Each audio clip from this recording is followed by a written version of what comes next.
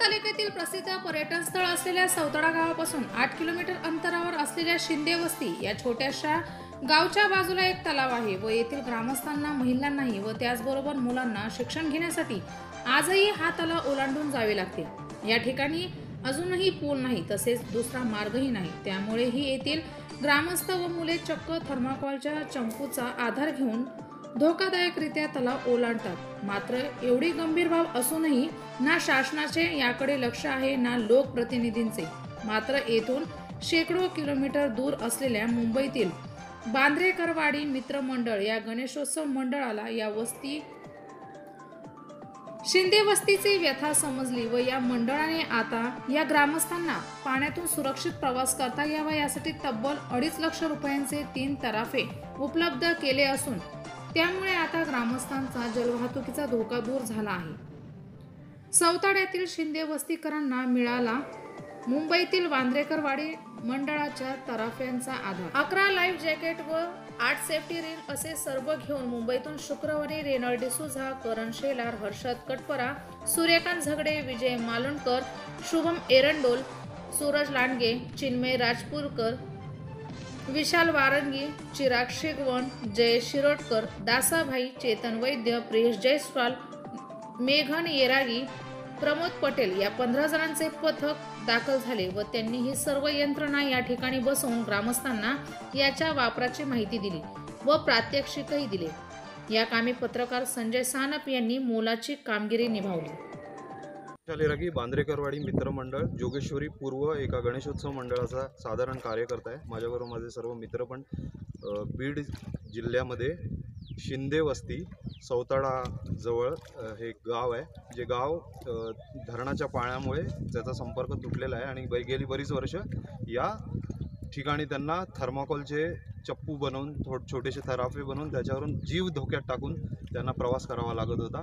बांद्रेकरवाडी गणेशोत्सव मंडळ नेहमीच असं विचार करतं की अशा प्रकारचे धोकादायक ज्या ठिकाणी लोकांना प्रवास करावा लागतो त्याच्याबद्दल आम्हाला गणेशोत्सव मंडळाला काही करता येईल असं आम्ही नेहमी बघतो। आमचा मूळ उद्देश असा आहे की लोकमान्य टिळकांनी गणेशोत्सव जेव्हा सुरू केला होता त्याचा उद्देश असा होता की लोकांचं एकत्रीकरण करणं व इंग्रज या प्रश्नावर त्यांनी गणेशोत्सवावर उत्तर सापडलं होतं। आज ते उत्तर आमच्याकडे आहे आणि आम्ही समाजातले असे अनेक प्रश्न शोधून त्याच्यावर कार्य करण्याचा प्रयत्न करतो। त्याच प्रकारचा हा एक उपक्रम आहे ज्याच्यामध्ये आम्ही त्यांना गावकऱ्यांना जीव धोक्यात टाकून आता पुढे प्रवास करण्याची गरज पडणार नाही। नुसतं प्रवासच असं नाही तर त्यांचं सामान, अन्नधान्य, वजन असलेलं सामान देखील घेऊन जाण्याकरता आम्ही अतिरिक्त एक मोठा तराफा देखील बनवून दिलेला आहे। हा तराफा अतिशय सुरक्षित आहे, त्याला आम्ही रेलिंग पण लावलेले आहेत बाजूला। त्याच्याबरोबर त्यांना येता जाताना सेफ्टी जॅकेट देखील दिलेले आहेत, जवळजवळ 11-12। ज्या वेळेला प्रवास करतील त्यावेळेला त्यांनी घालावे, कोणताही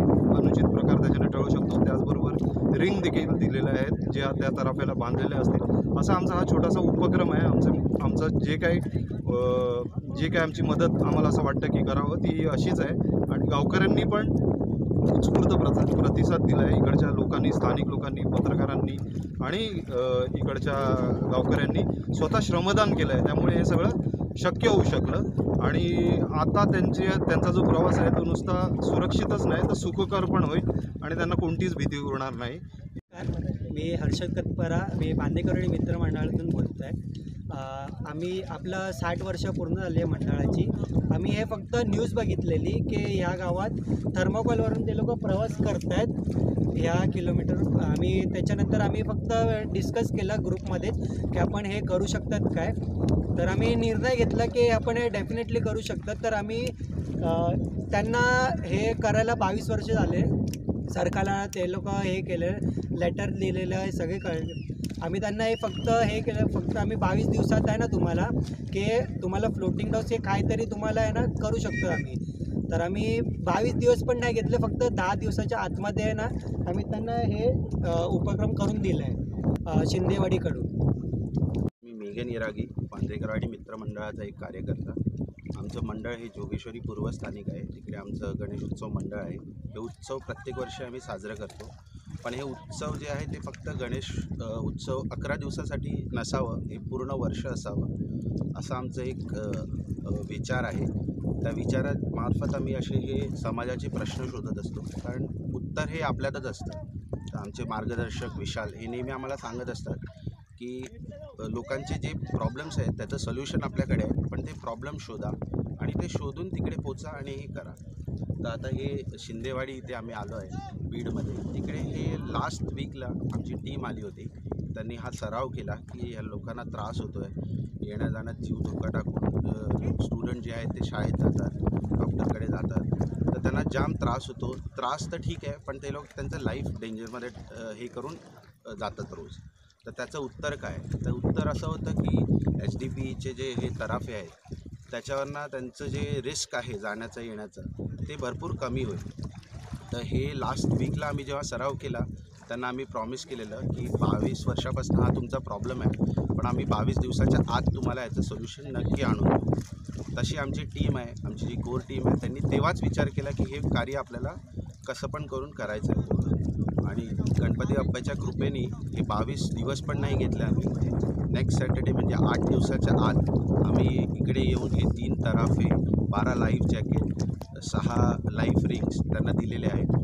त्याच्याने त्यांचं ऑफकोर्स हे प्रॉब्लेम सॉल्व नाही होणार, पण त्यांना फारशी मदत होईल. त्यांचा जीव धोक्यात नाही जाणार, येणं जाण्याचं सामान जे आहे ते नीट घेऊन जाऊ शकतात. असे आहे आमचा हा प्रवास आहे. आम्ही थर्माकोलहून म्हणजे माझ्या लग्नाला 10 वर्ष झालं आमचा असाच प्रवास चालू आहे. कुणी आमच्यासाठी काही पण केलेलं नाही आहे. मतदान करायला यायचे आणि मतदान करायला घेऊन जायचे आणि परत आम्हाला म्हणायचे रस्ता करतो, असं करतो, पण काहीसुद्धा कुणी काही केलेलं नाही आहे. पण आता हे मुंबईचे गणेश मंडळ आहेत ना, त्यांनी आमच्यासाठी गणपतीसारखे धावून आलेले आहेत त्यांच्या बहिणीसाठी. त्यांचे मी इतके आभार मानते ना, त्यांच्या बहिणीला आणि त्यांच्या लहान मुलांसाठी. त्यांच्यासाठी आम्हाला डिलिव्हरीला जाता येत नव्हतं. परत आणखी असं काही पण दुखायला लागलं तरी पण 6-6 महिने आईवडिलांकडंच राहावं लागायचं. माहेराला पण जाता येत नाही आहे. त्या थर्माकोलवर आम्हाला पाऊस जर जास्त आला तर बसतासुद्धा येत नव्हतं. त्याच्यामुळं मी तर एवढी घाबरत होते. त्याच्यामुळं माझं खूप पण दुखायचं. नवीन त्या थर्माकोलवर बसायचं म्हणलं की आम्हाला भीती वाटायची. आम्हाला वाटायचं नको हा प्रवास आम्हाला.